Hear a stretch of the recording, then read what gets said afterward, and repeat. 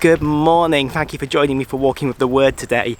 Today I want to talk about faith and works and how they relate to our salvation. Interestingly, this question has been controversial throughout the ages in the church. What's the relationship between faith and works? And I want to suggest an approach to answering questions like this, where we take what's called a systematic summary of various relevant verses and we hold them all to be true, and then we try and base our theology on a kind of systematic summary of what all these verses are teaching and telling us. Because what I think happens sometimes is churches and denominations can get really focused on one or two verses and build their doctrine more heavily on one, and maybe either discount or ignore other verses, and then you kind of end up with an imbalanced view. So I want to look at a few sections of the Bible that are relevant to this question. But before I do that, let's put this into context. When you say Christian to a non-Christian, when you talk about Christians, it evokes a whole load of different images and stereotypes and ideas in people's minds, and you can look at common media to get an idea of what this looks like. So for example, The Simpsons, you've got Ned Flanders, who's this very quirky, slightly odd but really nice guy who just isn't quite relevant to society, and you've got all these other sorts of images of people being do-gooders, kind of goody two-shoes, holier than thou, a bit judgmental, a bit socially awkward, I think one of the things that often comes across is this theme of Christians, at least on the surface, being these nice people. But to be Christian isn't necessarily about being a nice person. It's not niceness that we're called to. We're called to purity, we're called to passion, we're called to be radical, we're called to be different, we're called to tune our lives into God and follow Jesus passionately and to shine his life in the world. The term Christian could kind of be translated mini Christ. We're meant to look a bit like Jesus. And what did Jesus look like? He was radical, he was passionate, he was wise, he spoke the truth, he was loving, he was kind, he was caring, he was just, he was gracious. And those are things that we should allow God to build in our lives and work out in our lives. So let's kind of focus in on this question then. What's the relationship between faith and works for a Christian? So the first verse that's relevant is in James, where James says, you show me your faith and I will show you my faith by my works. And James describes how it's impossible to have a saving faith and a real relationship with God without works. And he gives examples as well. So he talks about the demons. He said, take the demons as an example. They're not saved, they're not good, they're not living in the centre of God's will. But even they believe God is one and shudder. So what he's saying there is their beliefs are correct, they have correct beliefs about God, but they've not been transformed, they don't have faith.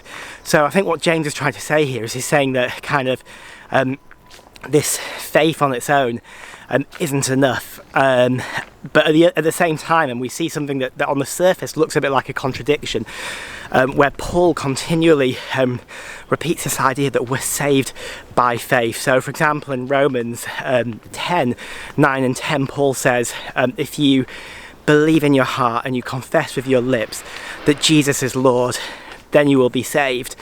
So for Paul it's really simple. Salvation is just this kind of heart belief, this willing profession of really two very simple things: that Jesus is Lord and God raised him from the dead.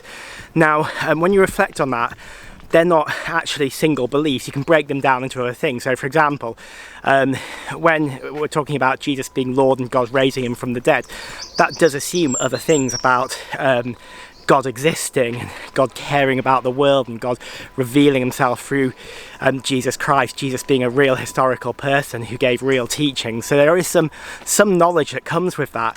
But the knowledge is quite simple. Now, they're two fairly simple things to believe: that Jesus Christ has come into the world to show love, and that he's died and rose again. There's a kind of simple structure there. So how do we reconcile all of this? Well, I want to actually look at one more verse that's not talked about as much in these discussions, but I think it's relevant, where you see the man dying on the cross next to Jesus. He says, Jesus, please remember me in your kingdom. You don't deserve to be here, we do, but please remember me when you enter your kingdom. So this guy on the cross next to Jesus has had a transformative experience, has recognised something about Jesus, that Jesus didn't deserve to be in the place he was in, has recognised something about himself, that he did deserve to be there, that he'd done wrong in his life. So the guy next to Jesus on the cross had had a kind of spiritual transformative process. Something had happened that had changed his mind, his ideas, his understanding of the world. And Jesus says, I tell you, today you will be with me in paradise. Such a clear, affirmative, welcoming statement to show that this guy has been saved. This guy has genuinely had a transformative process. But what's really interesting is that guy on the cross, apart from his kind of professing and his change of heart and his outward acknowledgement of Jesus as Lord, didn't have the time or ability to go on and do anything. He couldn't do any works. He couldn't go and give to the poor. He couldn't go to church a certain amount of times or say prayers in a particular way. He didn't have time to develop his theology, to start a ministry, to help the poor. He didn't have time to go and make up with people he'd wronged. He didn't have that. There was no time to do any works for that guy. He was on the cross, hanging there, his last few hours of life. And he turned to Jesus and spoke to him, and he showed that change of heart, and he professed with his lips, and he was saved. So I think if we take all of these together and we don't assume contradiction, but we assume that they're all kind of presenting different angles on the same thing, and a clear picture is beginning to emerge, and that's the point of salvation really does happen, and the point of transformation really does happen at that first point of belief and trust in Jesus, that professing and acknowledging him. Even this idea of professing with your lips, it's just, I don't even think you necessarily actually have to be able to speak out. What if you can't speak? What if you are mute, for example, or like you just don't have the ability to say anything? I think what Paul's getting at here is that the point of salvation, the point at which we enter a true good relationship with God, is really easy to get to. And this is what I love about the Christian faith. It is a faith. It's so simple. Jesus' arms are open wide, and anyone in the world, anytime, anywhere, can get to know God just by realizing those simple things, that they've got it wrong, he's got it right, and he cares, and just that simple process of professing. And then of course you've got all these other things like the sacraments, like baptism and communion, and all these religious practices, and becoming part of a church, and these outward signs of that faith. You've got the good works that'll come from it, but I think the role of those are a bit more like fruits that indicate and show that the original commitment was true. So if you do make a genuine commitment at that point, you have a genuine belief in your heart and genuinely confess with your lips, it just will lead naturally to certain works, in the same way that if you put a seed in good soil with water and light, it will just naturally grow over time, and you'll see fruit, and you'll see leaves, and you'll see certain things. I think it's the same with faith. If there's been a real seed of faith in your heart, of course the good works will come from that. It's just a natural consequence. It just necessarily follows from having all the right conditions in place. So when we read James and we look at these verses where James is talking about how you really can't have real faith without works, I think what James is saying is like the works are just a natural consequence of having that correct faith in place in the first place. But the point here is that the relationship with God, the right relationship with God, the salvation, the knowledge of God, that all happens at just that single moment where the person turns to God, acknowledges him and welcomes him. Now there is something in Catholic theology called meritorious works, and I think the idea, if I understand it rightly, is that you have to have that faith and profession, and then your works earn or merit your salvation. That's why they use the term meritorious works. So it's like the works that you actually do, the good things, whether it's charity, church, whatever ministries you do, they're actually part of you earning your salvation. Now, personally, I don't think that's true. I think the Bible is explicitly clear that we don't, and in fact we can't earn our salvation by anything we can do. It's all by God's grace. It's all by his goodness. It's all by his kindness. He is the one purely to thank. We can't earn it by being good enough. If you think about it, if you're saying that there are certain works I can do that earn my salvation, you're saying I can be to a certain level of goodness that means God has to save me. It's like, no, that's just not the case. There's a kind of arrogance in that. The truth is, it's only by his goodness and only by his grace. Now, I accept here, I may have misunderstood the doctrine of meritorious works, but to me, I just think there's no part in which we're earning it. It's entirely God and his goodness. But the other thing you'll sometimes hear people saying is, well, isn't this faith and the professing, isn't that a work in itself? No, clearly not. I don't think Paul treats it, or the Bible treats it that way at all. I think it's a change of heart. I think it's a change of spirit. It's a change of mind. It's a change of belief. It's a turning. There's no work involved. To me, it's a bit like being stuck on top of a breaking boat. I was talking about our shipwreck the other day, and a helicopter coming over, which it didn't come over for us. In the shipwreck, we had to swim our way off that reef. But imagine a helicopter coming over and lowering a rope down, and you have to kind of grab the rope. There is that sense of responsibility for the person who's being saved to make a choice and to accept the fact that they're being saved. You have to do something.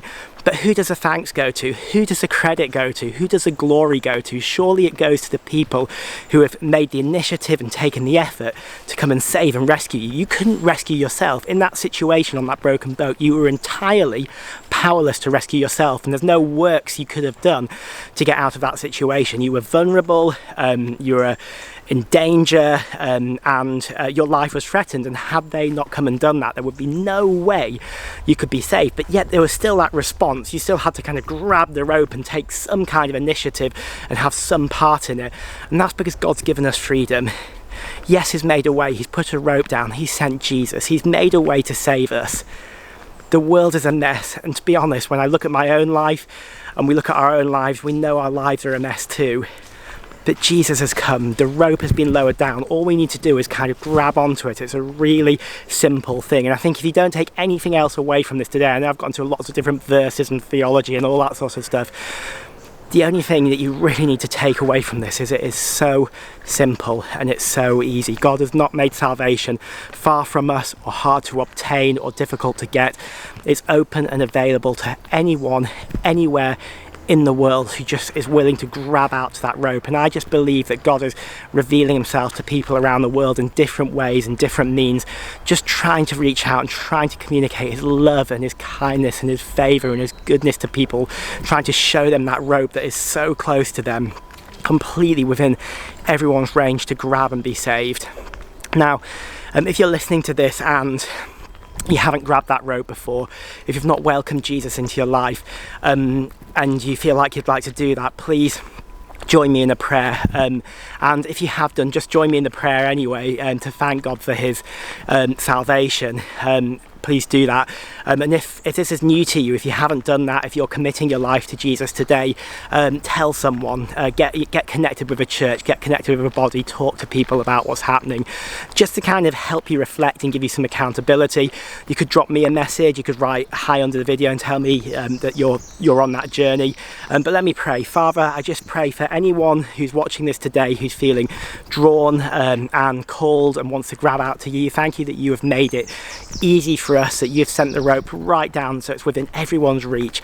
Thank you that you've gone to such an extent to save us, that you gave your life. Thank you that you gave your life in such a powerful demonstration of love and humility and passion. Father, thank you that you make a way for everyone. Thank you that you care about everyone's salvation. Father, I pray that as we journey into this salvation, help genuine works just emerge naturally in our lives as we walk with you and learn from you as your disciples.